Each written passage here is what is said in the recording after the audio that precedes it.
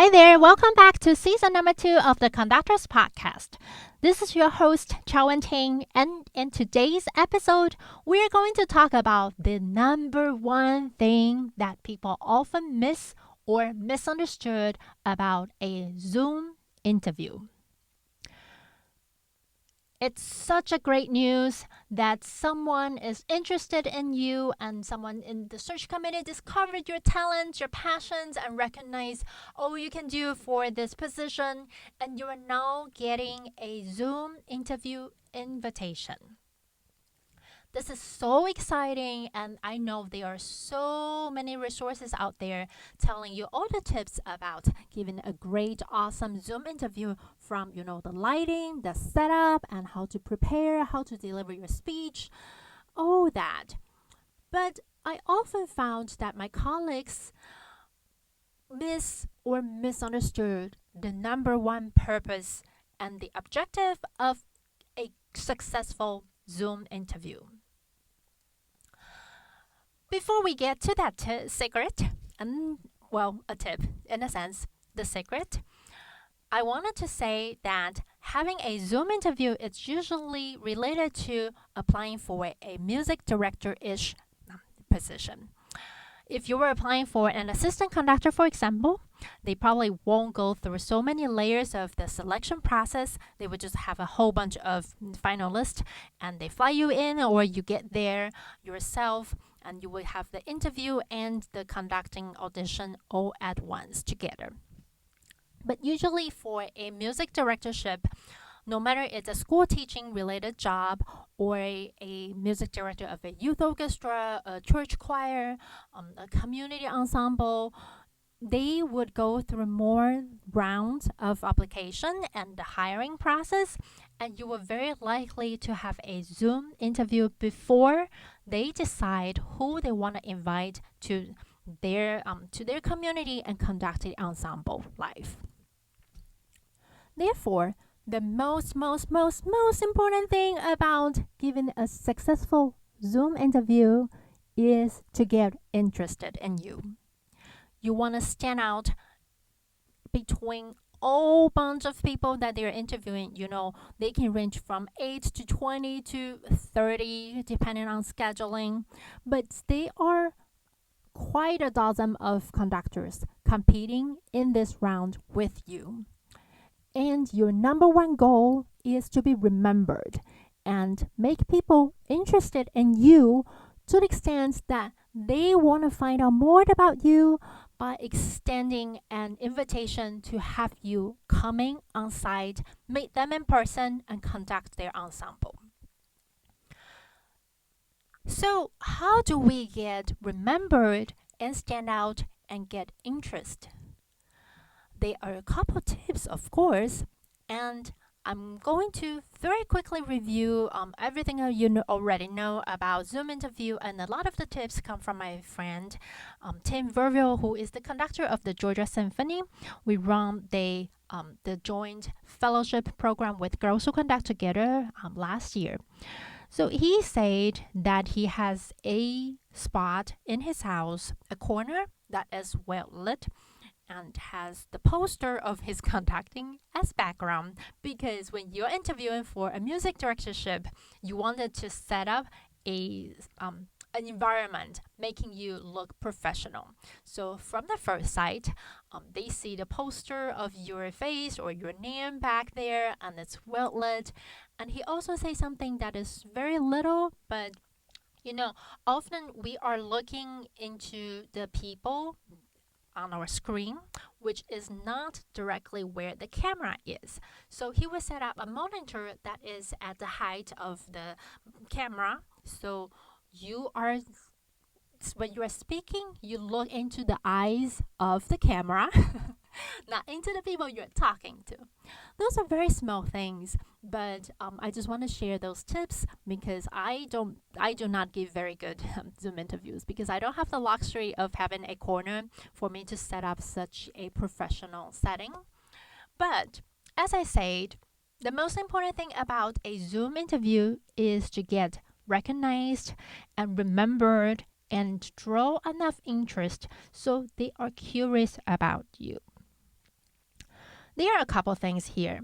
The most important thing here, what I often found is people don't know themselves well enough to know what set them apart from other conductors. I have helped conductors during mock interviews when asking about their strength. They will say, I know my score very well. I always know how to rehearse. I always know my music. Well, that's a basic. That's bottom line. We want anyone we hire know the score well and know how to rehearse. So that is not something that will make you stand out from the other candidate. This comes to branding a little bit, but before we get there, I would want you to think this way. There are a whole bunch of people also applying for this position, sometimes up to 100, or, for some popular positions, 300 or more. What is the most unique about you? For me, it's diversity. I am a known advocate for women conductors and composers and have a record of programming pieces by women composers. So that's my brand. That's something that I want to come across about me. So when people think of me later, if they forgot who I was, they might refer me to, oh, the lady just wanted to program more women. That's totally fine with me because that tells them what my brand is. You might be someone that is very interested in excuse me. You might be someone that is very interested in collaborations. You might love having concerts with, the science team, with the museum, with the arts group in the town. Or you might be someone that loves a particular repertoire, like you love American composers. You love playing pieces by your fellow composers. Or you can be like me, who champion diversity, that you are very keen to having more representation in the organization.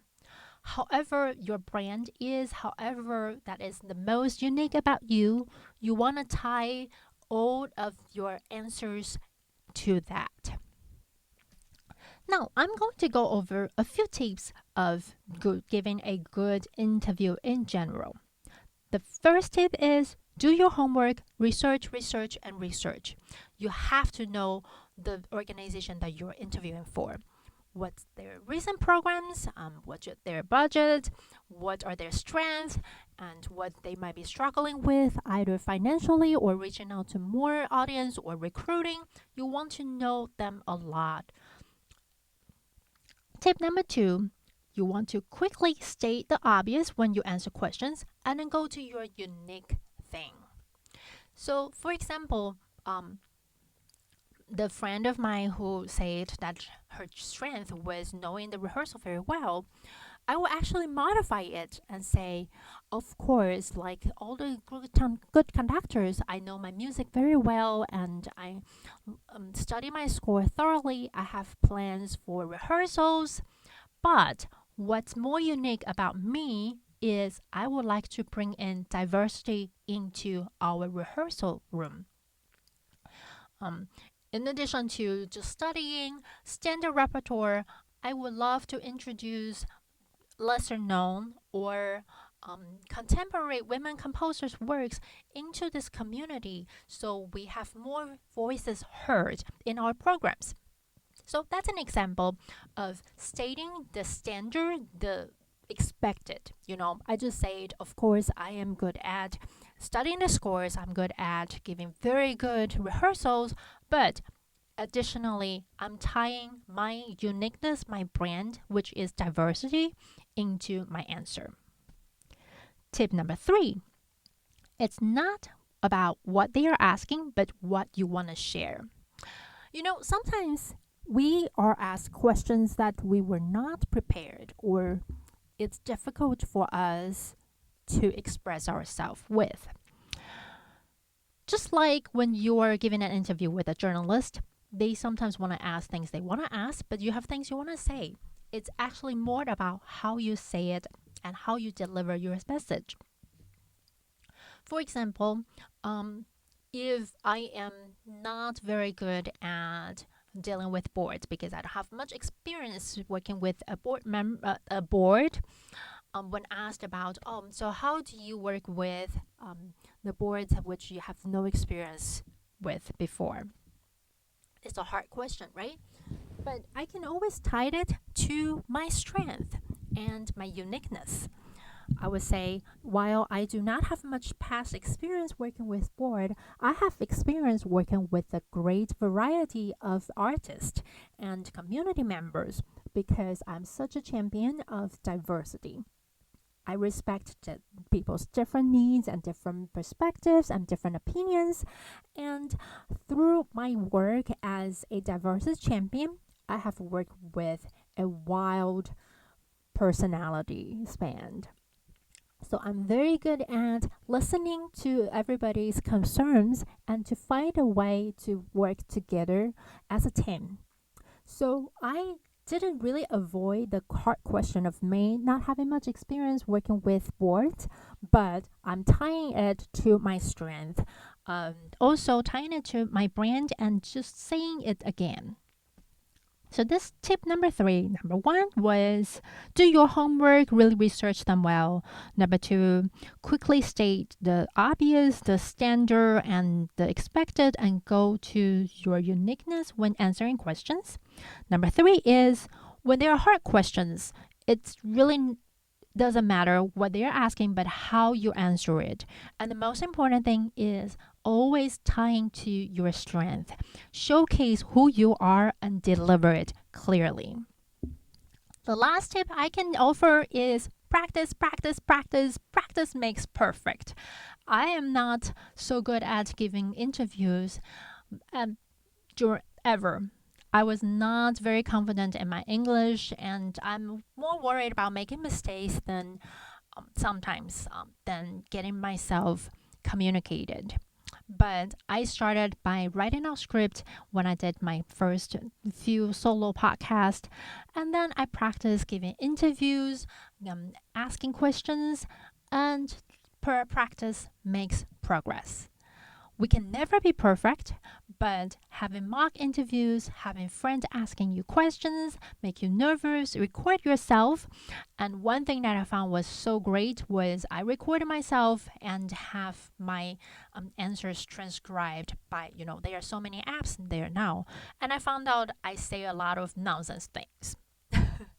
Which is also why I'm now making season number 2 much shorter than before, and I hope you enjoyed today's conversation. Remember, the number one thing about a Zoom interview is to get remembered and get interested in. I hope you all succeed with your next Zoom interview. Bye for now.